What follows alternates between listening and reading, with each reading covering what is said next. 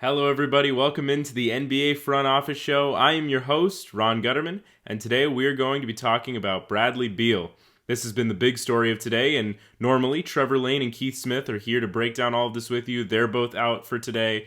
No big deal. I'm here to give you this news anyway, so here we go. Bradley Beal of the Washington Wizards is an impending free agent. He is a $36.4 million player option this offseason.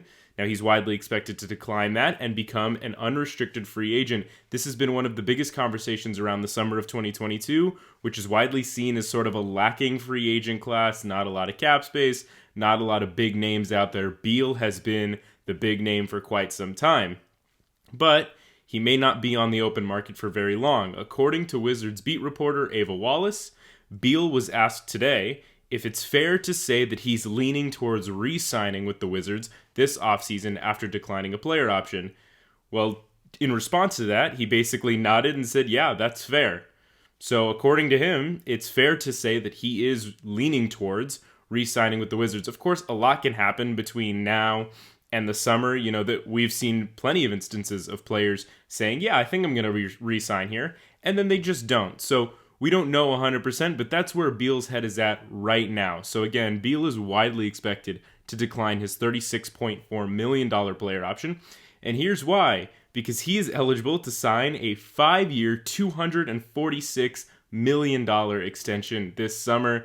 It's a massive deal for him, for the Wizards. This would really change kind of how they do things over in Washington. Him going from, a $32 million per year player almost to a $50 million per year player. This is a big leap for him and for the Wizards. And for a while, a lot of people were wondering sort of what Beal was going to do this offseason. There was some rumblings that maybe he wasn't too happy in Washington. He wanted to contend for a championship, and they weren't doing so with the Wizards. That's why they traded John Wall for Russell Westbrook. It's why they then traded Russell Westbrook to the Lakers for their package of Kyle Kuzma, Kentavious Caldwell-Pope, Montrezl Harrell. They've done a lot of things to try and surround Beal with sort of championship-level talent.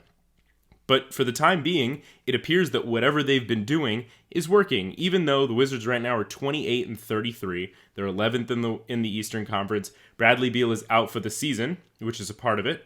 But they've sort of done everything they've needed to do to sort of show their commitment to Beal. There were rumors at the trade deadline of friction between Bradley Beal and Spencer Dinwiddie. Spencer Dinwiddie was traded shortly after for Kristaps Porzingis in a big deal with Dallas. So this is one of those things where, sort of like Damian Lillard in Portland, where even though there have been rumblings of, the player wanting out, Beal not wanting to be there anymore and contending for a championship, it seems that both sides are very committed to working together to sort of make a championship-level contender happen.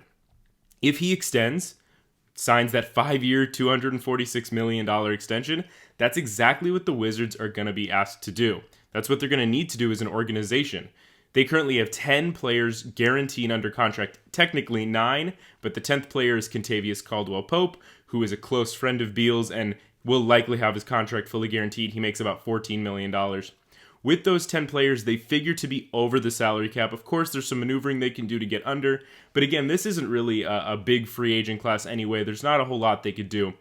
So for them to improve next year or the year after, it's going to be about making the right trades.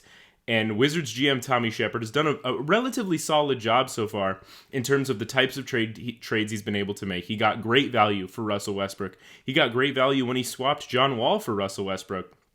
There have been sort of a lot of ways that he's been able to make a solid roster around Beal, and of course, it has not resulted in a championship. Winning a championship's very hard in this league. That's part of why Beal has shown his commitment to the Wizards, because he knows that front office is dedicated to him. Beal is out for the remainder of the 2021-22 season, so we are with wrist surgery, I believe. So we are not going to see Beal again until 2022-23. At that time, according to him, it appears he's most likely going to be with the Washington Wizards on the first year of a massive 5-year extension. Of course, things can change. Beal could find a place that he really wants to play and say, I would like to do a sign-and trade here. He could threaten to leave to one of the very few, 4 or 5 teams that has cap space and say, if you don't sign and trade me to the place that I want, I'm just going to go sign with them. And the Wizards would be forced to do a sign and trade at that point.